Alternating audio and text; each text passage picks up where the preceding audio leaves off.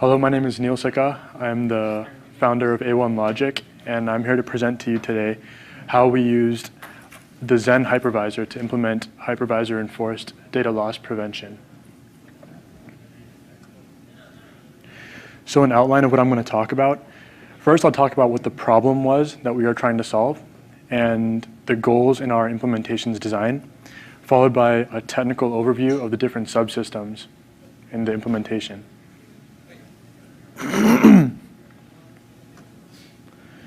So the problem, in short, is data breaches. You see them all the time in the news. You see massive amounts of customer and organization data leaked by malicious insiders or attackers or by accident. And the real problem is that, if you look at it from a technical point of view, the real problem is that the raw bytes of data are available to, at a programmatic method, to applications and to users, if they're technical users. There's many ways to exfiltrate data from an organization by, for example, using zero-day exploits, using kernel mode rootkits. You could even have a technical user with a kernel debugger stealing memory out of a process's data. Stealing data out of a process's memory. So there's many ways to steal data, including lost devices. And just like the antivirus industry has gone, where detection doesn't work anymore, the same is true for the DLP, or data loss prevention industry. Detection is dead. I'll give you an example here. If you look at the top right, you see 999-961-770. Suppose that's a social security number that somebody has inside of an organization and they want to exfiltrate it. If you're trying to detect things, there's literally an infinite number of ways to encode that same social security number. I've given you two examples up here. The greatest THR 33-digit integer. To you and I, it's obvious that it means 3, but to a machine, it's not so obvious. So you say the greatest 3-digit integer, 999, number of C3NTS in $-4, 96. The year the US Declaration of Independence was signed, minus a picture.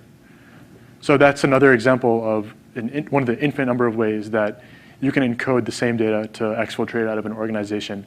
If you're trying to do heuristics, like all other DLP solutions are today, both of these can be fabricated and used against you to exfiltrate data. There's even some that use OCR, that's considered advanced, but then you have a picture which is 6, which is not even clear. It's granular and it has dots on it, so it's very difficult for a machine to tell. Another example of exfiltrating the same data is I can see 999 green ducks sitting in a row. 96 of them have extra long beaks. There are 1,770 ducks total in the flock of ducks. Now, am I talking about what I did this weekend, or am I talking about a social security number I'm trying to exfiltrate? You can algorithmically generate the strings here and exfiltrate social security numbers. It's not that hard. So the problem is that, in general, the overall problem is that DLP is heuristic today, whereas an algorithmic approach is needed.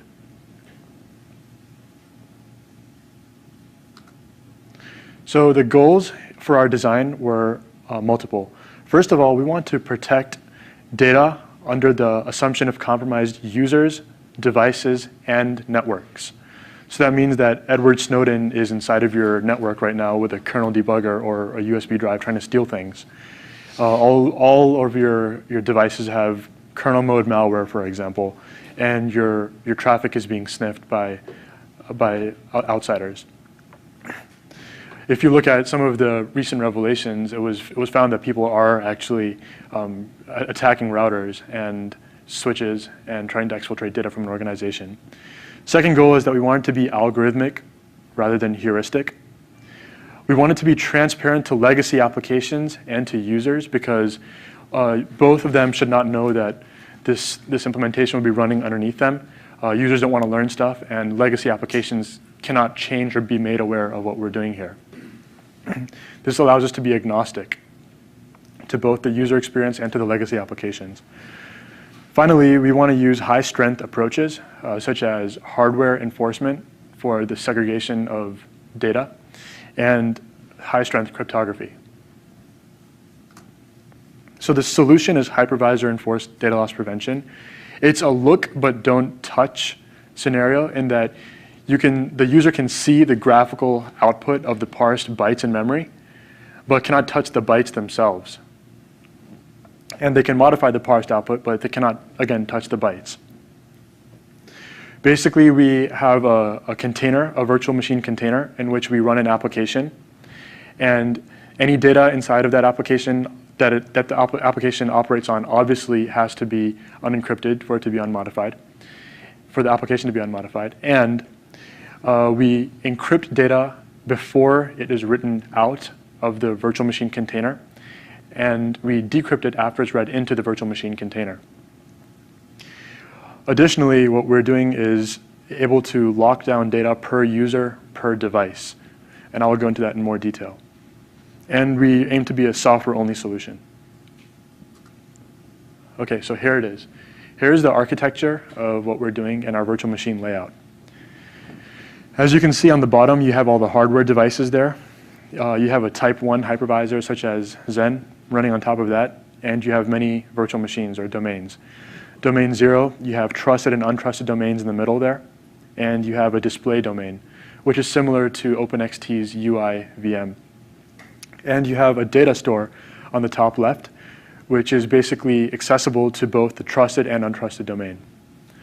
So the untrusted domain is online, so it has network connection. The trusted domain 1, we'll use 1 in this example, trusted domain 1. Trusted domain 1 is offline. So what happens is the user is using the untrusted domain, maybe a browser, and downloads a file. So this file would be saved onto the data store. But the trick here is that the file is encrypted with a key that is not accessible to the untrusted domain. So the user and any malware in the associated domain cannot unencrypt the data. The trusted domain, however, both of the trusted domains have the necessary keys required to decrypt the data. So when the user double-clicks on the file in the untrusted domain's data store, the data store, there's a message sent from the untrusted domain to the trusted domain to please open this file, at which point the data store is read by the trusted domain, and the file is decrypted in memory, and it is executed upon by the associated application.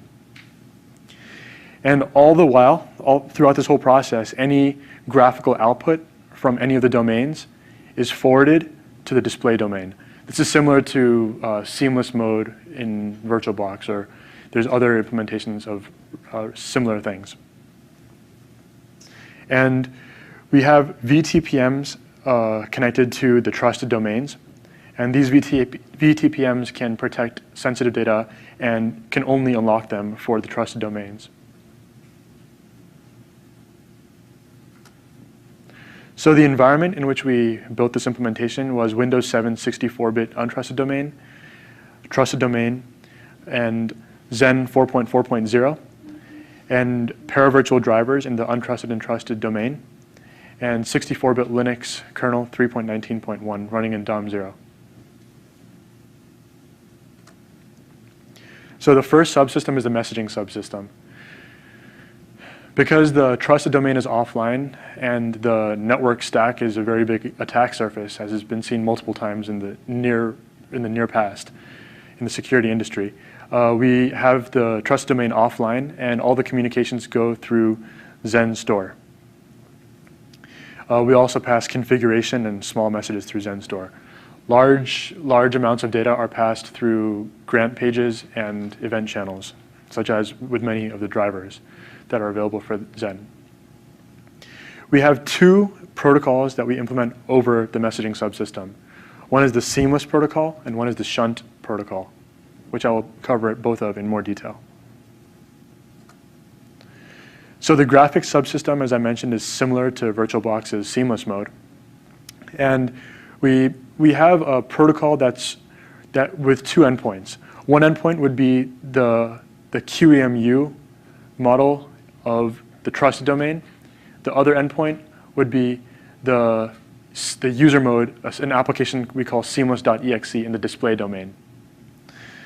The trusted domain hooks window information. In this case, we're using user32's setWinEvent hook API to get window coordinates. We take those window coordinates and we write those coordinates to an I/O port, obviously through a driver, to I/O ports exposed by by QEMU's virtual graphics implementation. Then those coordinates are taken and sent over the seamless protocol to the seamless.exe in the display domain. And we have implemented this using an XPDM display driver architecture. We made heavy modifications to the QEMU SDL layer. That's where a lot of the libraries and the hooks are implemented. What we did was we hooked the mouse and keyboard APIs in the SDL layer of QEMU, which emulates the trusted domain. And we are reading input from the display domain's seamless.exe for the mouse and keyboard events. And every time something happens, there's an event channel that's fired, which would be the protocol event channel for the mouse and keyboard events. Similarly, we have the exact opposite but flipped. We have to share the graphical output from the trusted domain. So what we do is we allocate grant pages, and we use those grant pages as the display surface. So in QEMU, you have a display surface that is rendered to, you can say, from, that's where the scan lines are drawn. So we do that on a large amount of grant pages. And we fire an event every time the rendering is completed.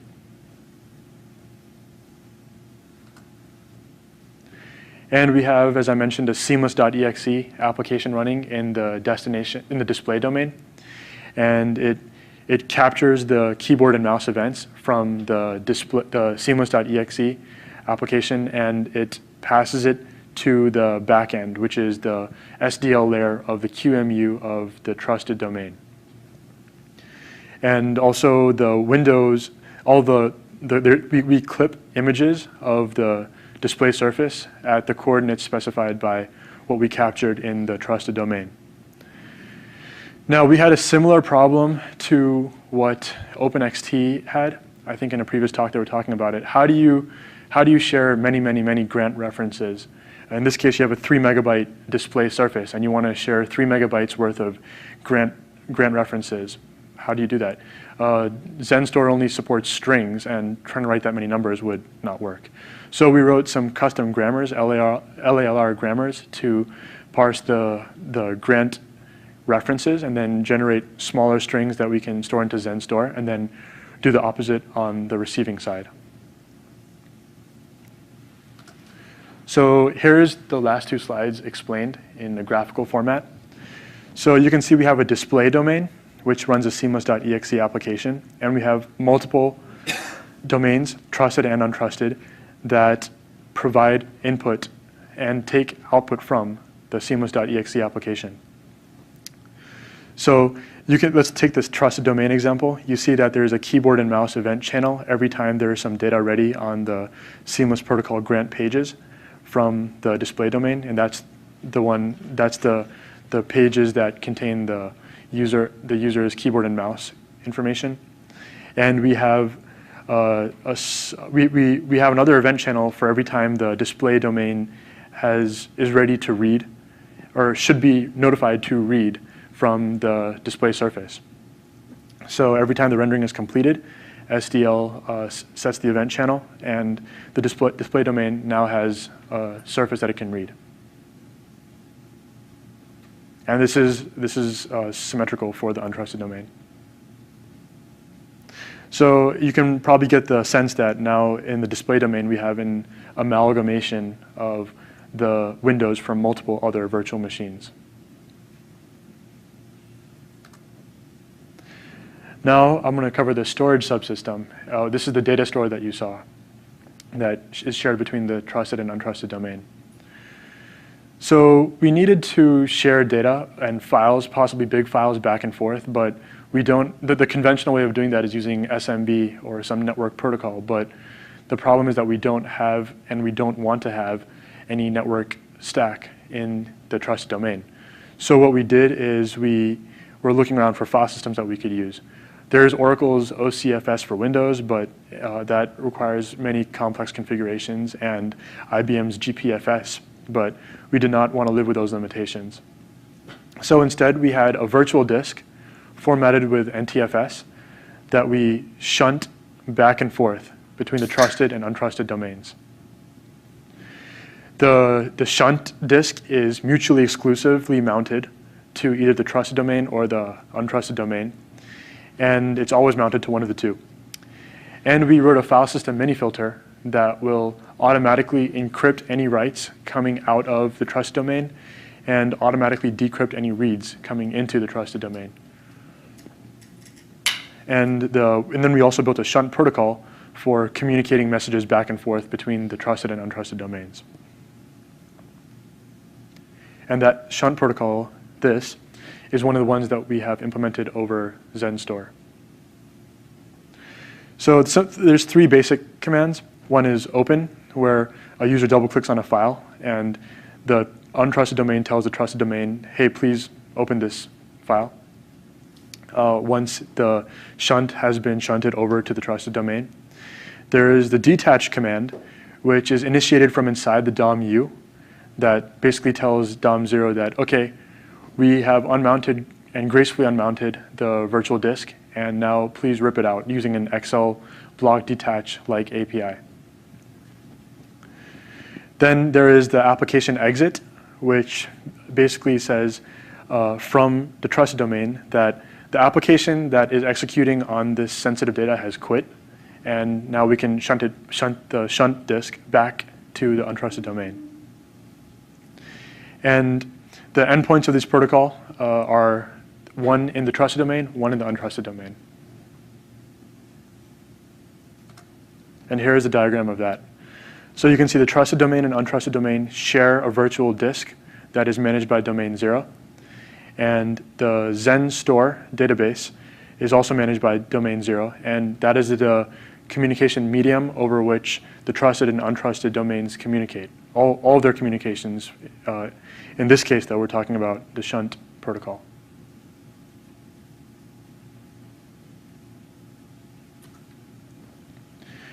Now, for the crypto subsystem, we are using a PGP-like design in which you have a DLP key, which is asymmetric, and which encrypts a file key, which is symmetric, which encrypts a file. These DLP keys are protected, and they are locked down per user per device, and they're protected by the VTPMs, as I mentioned before. You can have multiple DLP keys per device and multiple DLP keys per user, but one DLP key per device per user.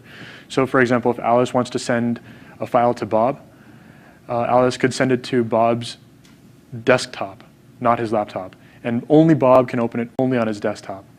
Now, if Eve comes to Bob's desktop and tries to open it, she won't be able to open it. So it's only Bob on only his desktop. So in this way, we're locking down data per user per device. And the file key that I mentioned is the one that is handed over to the mini filter driver for any encryptions or decryption operations.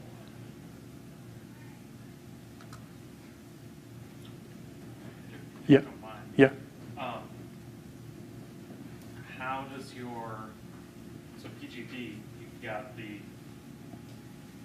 a lot of key sharing. Yeah, Do you yeah. guys have a solution do you just use actual PGP to do like a normal key server or something like that? Yeah, I mean, so we're not presenting this is a hypervisor assignment, so we want to focus on the hypervisor piece. But we are sharing keys across an organization using public and private, asymmetric keys, and yeah, it's standard. Nothing, there's no innovation there per se. There is the innovation, this is the innovation. Yeah. Thanks. So as far as the security architecture goes, we consider the following domains sensitive. Anything that contains unencrypted data, unencrypted keys, or parsed output from sensitive data. So that implies that it would be the trust domain, the display domain, and domain 0, which is the control domain over the whole hypervisor. Trusted domain is based on known good hashes. So if there is some, basically we're able to check the state of the trusted domain to make sure that it is trustworthy and can be and should be booted and trusted with sensitive data. Finally, similar to OpenXT's VPN VM, where they have a VM in between a full operating system and a device model, we have something similar in that we have an encryption VM where we can encrypt encrypt data with a separate key that's not accessible to the trusted domain in case there's some sort of exploit through malformed data in the trusted domain. And it's also not accessible to domain 0.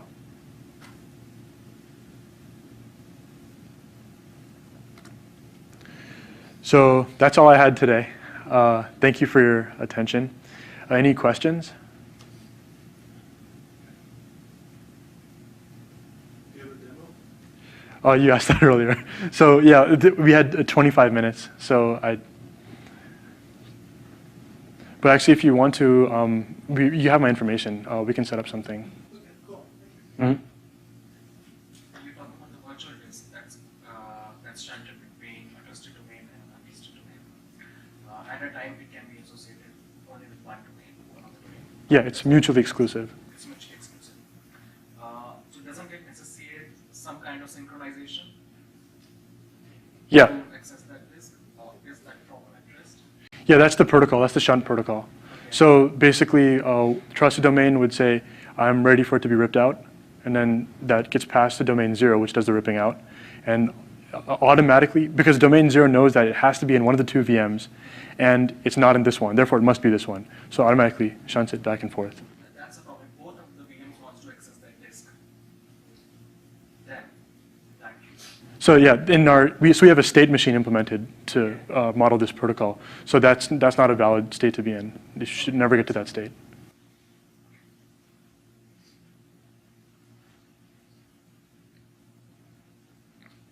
And one more question just came to my mind. Once we have the encryption done, whether it is trusted domain, and once we have that file we talked about, the infected file or the raw file, in the memory, then there is no way to protect that file from exploiting scenario. The file is loaded, it has been encrypted, but after that, what happens? It still is infected. So you're saying the file that is open in the trusted domain is infected? No. It was downloaded in the untrusted domain by the network, and it's opened by untrusted domain, so it will be in the process of untrusted domain. Yeah, that's fine. No, it's not opened by the untrusted domain because it doesn't have the key. Only the trusted domains have the key to open a file if it's But if encrypted. It wants to open that file, it will send a message to the trusted domain, and the trusted domain will take it and then open the file. Yeah, That's yeah. right. So Open the process address space of the untrusted domain, not the trusted domain, right? the exact opposite. It's open in the address space of the trusted domain, not the untrusted domain, because the sensitive information is open only in the trusted domain because only those virtual machines have the keys available to decrypt. Right. If it's open in the process address space of the trusted domain, then and if the file is infected, then how you're going to prevent trusted domain from getting exploited by that file? Yeah, it could get exploited, but then we rely on known good hashes Okay. of the trusted domain.